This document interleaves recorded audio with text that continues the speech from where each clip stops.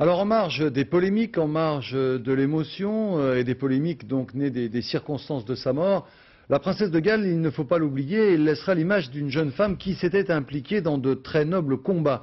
Elle militait notamment pour l'interdiction des mines antipersonnelles, des mines qui tuent et qui mutilent plus de 300 personnes chaque semaine dans le monde. Philippe Rochaud. Elle identifiait tellement son combat à celui de ceux qui luttent contre les mines qu'elle en avait revêtu l'uniforme, comme ici en Angola, où sont encore cachés plus de 15 millions de mines antipersonnelles. Le destin de la princesse Diana a voulu que la conférence sur l'interdiction totale des mines s'ouvre à Oslo au lendemain de sa mort tragique. Une centaine de pays sont représentés, mais pas les gros exportateurs comme la Chine ou la Russie. L'objectif est pourtant d'obtenir l'arrêt total de la production de ces engins qui tuent chaque année 9000 civils et en blessent 17 000 autres.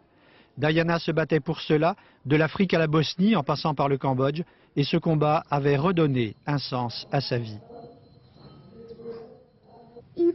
Même si le monde décidait demain de bannir ses armes, ces terribles mines antipersonnelles continueraient pendant longtemps à faire beaucoup de victimes dans le monde. Une mine antipersonnelle coûte à peine 50 francs, mais il faut compter 20 fois plus pour la détecter et la désamorcer. Les pays pauvres comme l'Angola ne peuvent pas s'offrir cela.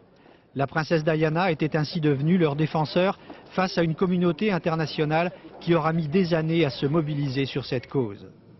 Dans un pays comme le Cambodge, les casques bleus français ont par exemple déminé pendant 2 ans au risque de leur vie. Mais aujourd'hui, la guerre a repris et tout est à refaire. Mais surtout, les mines sont de plus en plus perfectionnées.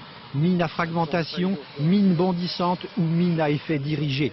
En 1995, la France a décidé d'arrêter la production de mines, mais des pays comme les États-Unis ont demandé un délai de 9 ans pour appliquer le traité d'interdiction. Le combat de Diana était loin d'être terminé.